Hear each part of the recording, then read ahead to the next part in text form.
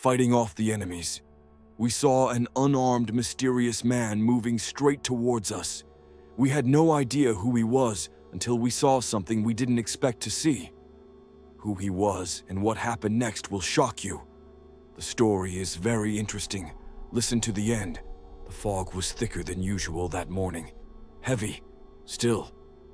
It clung to the ground like wet cloth, curling through the trenches and swallowing up the horizon. You couldn't see 5 meters ahead, and every shadow looked like movement. We were still clearing the last of the damage from the night assault. Burnt crates, shrapnel-bitten stretchers. One of the ammo bunkers had taken a hit, but by some miracle the shells inside hadn't cooked off. Riley said it was luck. Ramirez said it was timing. I wasn't sure I believed in either anymore. Then I saw him, a silhouette, just standing there, down at the far end of the outer line between the wreckage and the wire. One man, alone. He wasn't moving, he wasn't signaling, just standing, watching. I raised my rifle out of instinct, but didn't aim.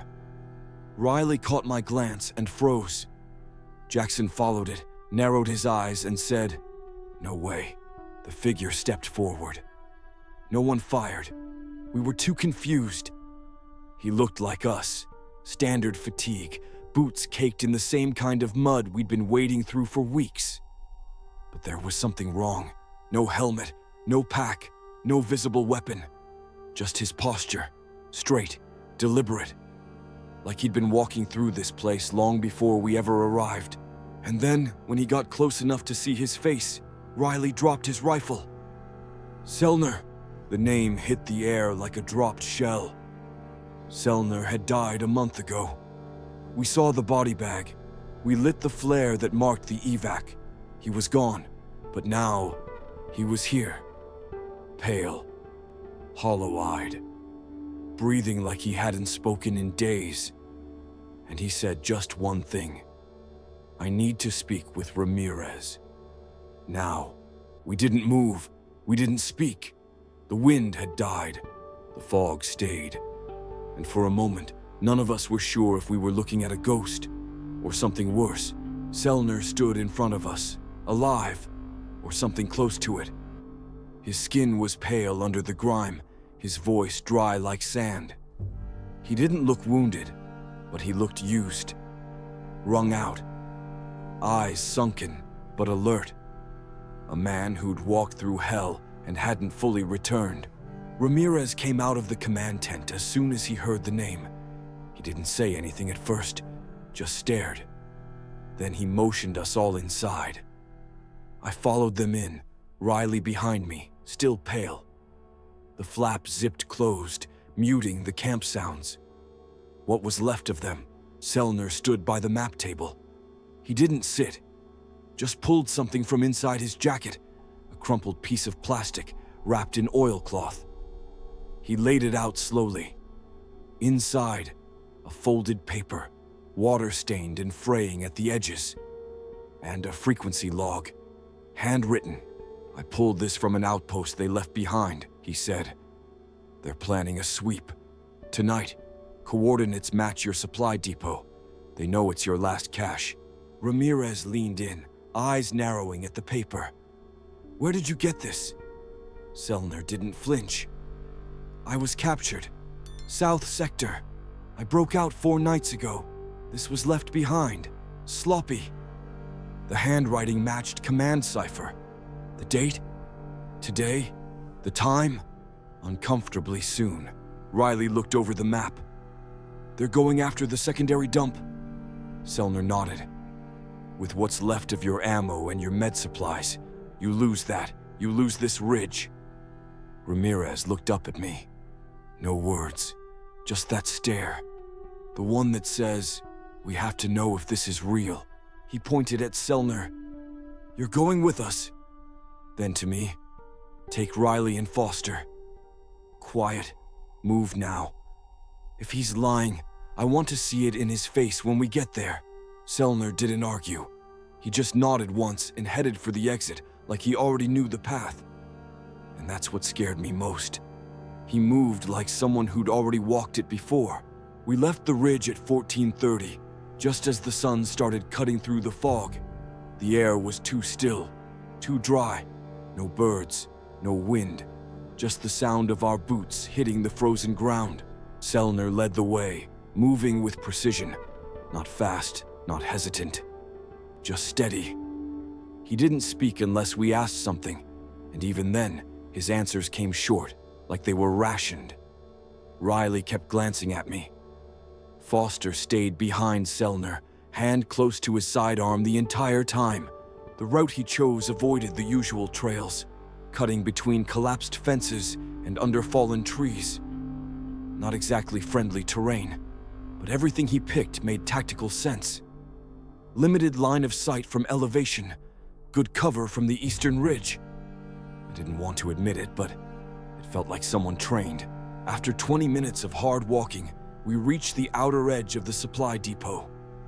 From this angle, the building looked undisturbed. The wire was untouched, the crates stacked just as we'd left them. But I had the same feeling I had that morning, the wrong kind of quiet. Selner stopped and raised a hand. We crouched behind a splintered tree stump as he pointed to the door. "There's movement," he said. "Inside."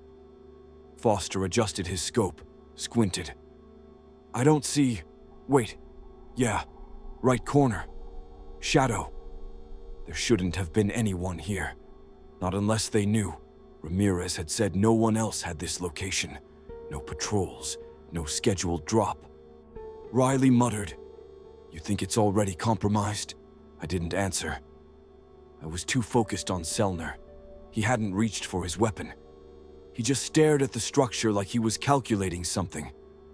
Then he turned and said something that made my blood go cold. "They used me to get the access codes. That's how they got in." Foster shifted. "What do you mean, used you?" Selner didn't blink. "They made me repeat everything. Coordinates, protocols. They recorded it, ran it through simulations, training. I don't know what they wanted, but they never touched the supplies. Not until they had my voice." We were silent for a second. Then I saw it. A faint glint of wire across the bottom of the entrance. Not a tripwire, a contact sensor. Someone had booby-trapped our own damn storage. And Selner had walked us right into it. The contact sensor was thin, military grade, tucked low along the frame. A few inches higher and we wouldn't have seen it. Whoever placed it wanted it triggered by footstep, not accident. Riley swore under his breath. Foster raised his rifle slightly, eyes locked on Selner. "How long did you know?" Selner looked at the wire, then at me. "I didn't, but I suspected." That wasn't an answer. Riley stepped between them. "Suspected? You brought us straight to a mine door." Selner's tone didn't shift. "If I'd said something before you saw it yourselves, would you have believed me?" Foster's jaw clenched, but he lowered the barrel. I didn't. My eyes stayed on the frame. The wire fed into a relay box mounted just inside the door, unmarked. No friendly insignia. A custom setup. I turned to Riley. "What's our play?" He looked over the structure, then toward the east slope. "We could try cutting power from the comms feed, reroute the sensor. But if it's autonomous, we're screwed." Selner took a slow step forward. "I know the wiring pattern. They made me watch them build these traps. I can disarm it." "No." I said it fast. "Reflex. You're not touching anything." He paused. "Then you're walking back through open field with an enemy squad, likely watching us, and nothing to show for it." We didn't have time for debate. Ramirez had sent us out to confirm whether the intel was real. It was. And now we were sitting on top of a rigged supply depot, our only backup stockpile. I nodded to Riley. "Cover him. If he twitches wrong, drop him." Selner crouched, hands steady, movements precise. He wasn't guessing. He knew what he was doing. That scared me more than if he were bluffing. Foster whispered, Where the hell did he learn that? I didn't answer. One clip, a twist. The wire went slack, no detonation. Selner stood. Clear. Then a voice crackled from the comm clipped to his chest. One we hadn't noticed until now. Flat. Metallic. Signal confirmed. Unit acquired. Package in motion. He froze. We all did. Foster lifted his weapon again. What the hell was that? Selner looked down, eyes wide for the first time. I didn't activate it. I didn't press anything. Then, from the far hill, we saw it. Two silhouettes moving fast, coordinated. And we realized we weren't alone, not even close. We dropped flat, instinct first, no words. Riley was already scanning the ridge with his scope. 2, maybe 3, moving fast. West Trail. Foster swore and pivoted behind the crate stack. I dragged Selner down by the collar. He didn't resist, just looked over his shoulder like he'd expected this. Or worse, like he didn't know whether to be afraid. I yanked the comm off his chest. It was military grade, but not ours. Stripped of its ID plate. The voice that came through. It wasn't encrypted. Just clear enough to mean one thing. Someone else was listening. Package in motion. That's what it had said. I turned to him.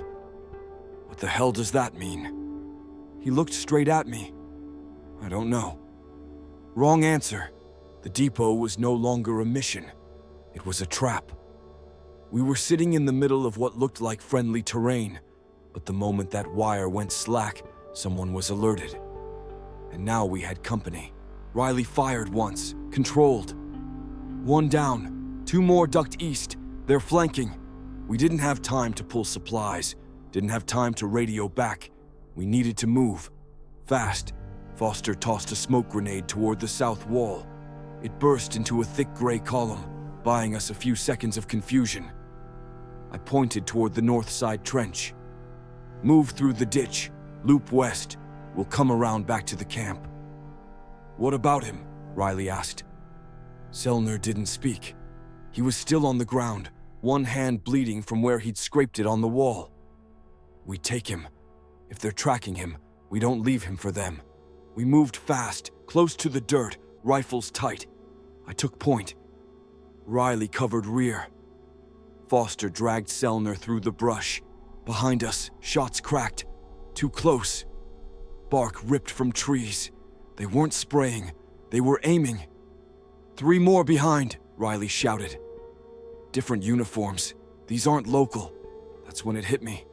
This wasn't a patrol. It wasn't a recon team. This was an extraction. Someone had come not to kill Selner. They came to retrieve him. We moved low and fast, cutting through underbrush toward the ridge's backside. Riley covered each bend like we were already compromised. Foster kept a tight grip on Selner's collar, dragging him more than guiding. The man didn't protest. He was either too exhausted or too far gone. The gunfire behind us had gone quiet, but not in a good way. It was the kind of silence that told you they'd stop chasing because they already knew where you were going. We dropped into the creek bed, shallow, muddy, shielded by the slope. For now, Riley pressed his comms. Ramirez, do you copy? Static. Command, this is recon unit, confirming hostile contact, requesting fallback clearance. Nothing. I looked at the device Selner had been carrying, still transmitting. But to who? Riley looked at me. It's a tracking beacon. Has to be. I reached down and ripped it from Selner's gear, tossed it down into the stream, and watched it vanish under the muck. Selner blinked slowly. They always had a plan for if I ran. I crouched beside him. Tell me right now, are you leading them to us? He shook his head. I'm trying not to. I didn't have time to ask what that meant. From the ridge behind us came a flare, bright orange, arcing into the sky. Then a second. Red. A pattern. They're calling in coordinates, Riley said. That's artillery. "Move!" I shouted. "Back to base. No cover out here." We scrambled out of the trench line and pushed up the hill, lungs burning. Selner stumbled, fell. Riley pulled him up. The sky above was too open now, too quiet. Then came the whistle, faint, rising. "Incoming!" We dove. The blast hit 100 meters behind, shaking the ridge under our ribs. No one spoke. We kept moving. Just before the second shell landed, I glanced back. Over the ridge, toward the tree line. And I saw them. Not local militia, not scavengers. 4 soldiers, black gear, clean faces, moving in formation. One of them carried a satchel, the same kind we used for prisoner exfil, and they weren't shooting. They were waiting. For him.